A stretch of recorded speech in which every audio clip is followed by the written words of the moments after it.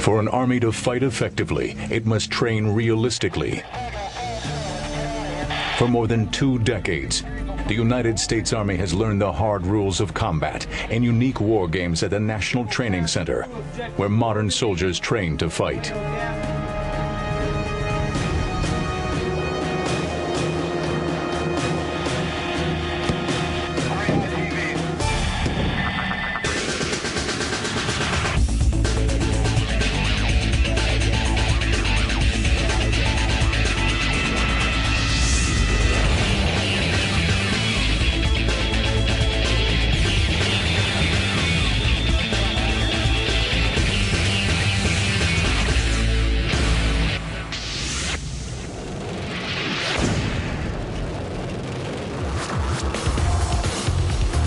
For centuries, armies have practiced the difficult art of war by peacetime training. The more realistic the training, the more effective the learning. Modern mechanized warfare has proven especially difficult to...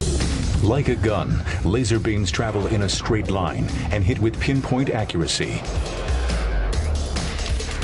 Unlike a gun, low-power lasers do not damage the target they hit.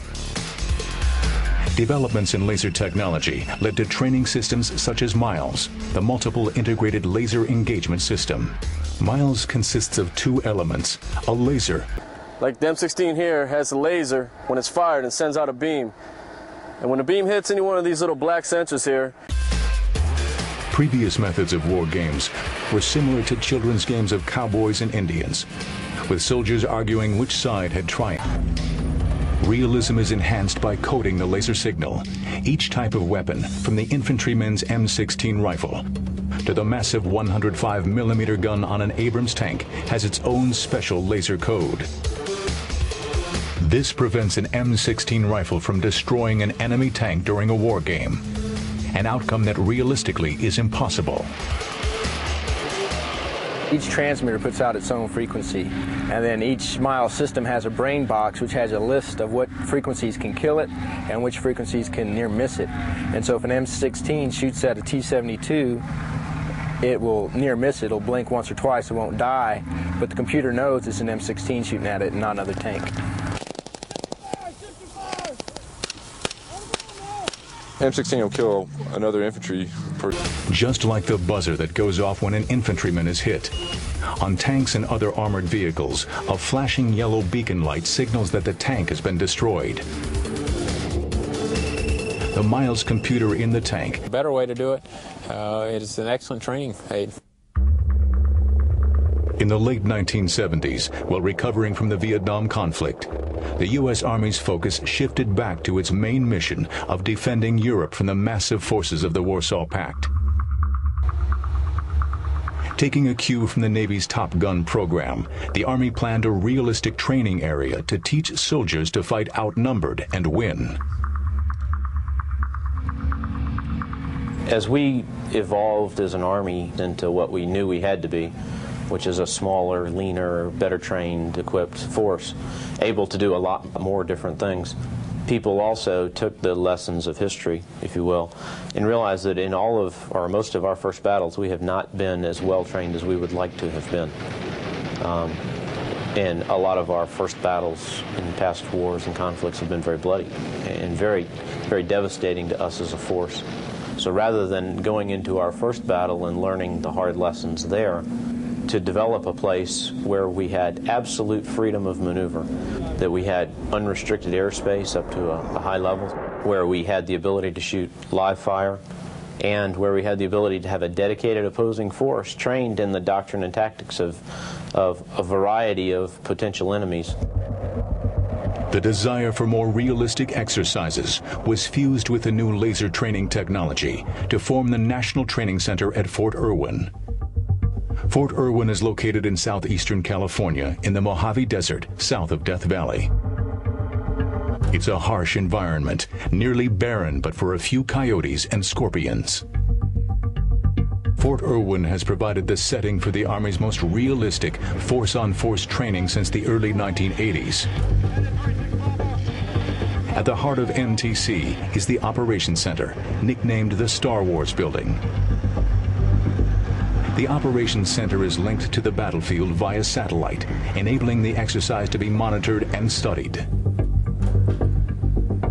The Star Wars building is used to monitor the brigade operations out in the field, and our primary job here is to monitor operations and be able to graphically take a look at the operations and provide some feedback to the player unit by virtue of tracking their systems out in the field and taking particular shots, that we call them, of certain operations that occur, so we can provide them that feedback. Miles forms the first layer of the NTC network. Each armored vehicle is fitted with a transmitter, which emits a signal that is tracked on the computer screens at the NTC Operations Center. 20 Bravo 26 Tango engaged and destroyed 1 ITV. Over. We have what's called a B unit for motorized systems and man packs for smaller vehicles, which we use to attach to the vehicles. And what that does is it tells us where the vehicle is tracking. When the vehicle is killed by the Miles system, the B unit automatically shuts down and it shows up as a black box vehicle on the screen. And so it has an interface to the building here, which helps us assess how the battle is actually working and how things are going. The ultimate purpose of recording the battle is to prepare an after-action review for the visiting units engaged in the mock battles. The purpose of an after-action review is to bring out lessons learned, what was done in the battle, what was done right, what the unit did not do, and then ask the question why. Why did it happen, or why did it not happen? One of the things that we don't do here is critique, as far as like a hard and fast evaluation. You failed to do this, or you did not do that. We try to get the unit to self-discover the reasons why, so that they can walk away with some lessons learned and take those lessons back to their home station so they can apply it in their training program. The NTC experience is not all computers and lasers. The other critical ingredient is a realistic enemy force to fight the visiting unit.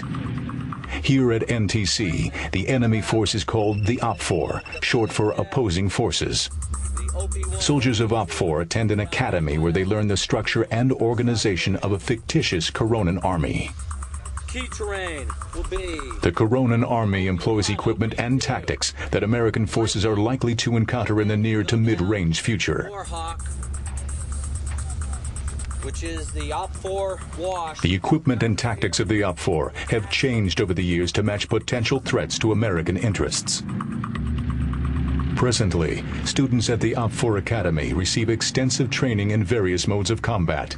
These include reconnaissance, artillery, guerrilla warfare, anti-tank systems, smoke operations, air defense, and engineering applications. A good deal of the hardware used by the OPFOR is former Soviet equipment, much of which is still deployed in many regions, including the Middle East. The OPFOR troops differ from actual enemy soldiers in one important respect. They are far better trained. The OPFOR is no paper tiger. Many feel that it is the best mechanized unit in the entire U.S. Army. Destroyer and to the FD in that order. Task Force Angel. This has got to be the best trained, best led, and best equipped enemy force that will fight. And this is their home turf, and that's certainly an advantage. But they have a very high esprit, and if you've talked to those guys, you'll know that. They're very proud of what they do. They like what they do, and they're told from the day they get here that they're special. And that's very important, because if you tell somebody that long enough and treat them that way, then they feel that way. They hate to lose. The OPFOR hates to lose. The troops who face OPFOR soon realize that they are facing a formidable opponent. The vehicles modified to resemble enemy armored vehicles. These visually modified vehicles, called Vismods, are mostly built on surplus the BMP on the battlefield.